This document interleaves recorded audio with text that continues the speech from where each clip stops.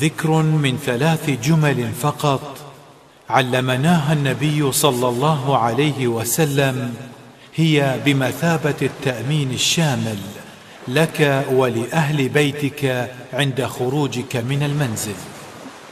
يقول عليه الصلاة والسلام: إذا خرج الرجل من بيته فقال: بسم الله توكلت على الله ولا حول ولا قوة إلا بالله، قال: يقال حينئذ: هديت وكفيت ووقيت، وتنحى عنه الشيطان.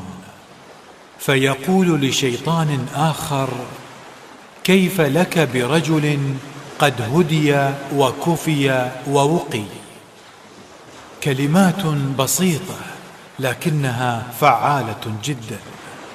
علموها لأبنائكم وبناتكم ونسائكم ولكم أنتم عند الخروج من المنزل. هي بمثابة الحفظ لكم في طيلة اليوم.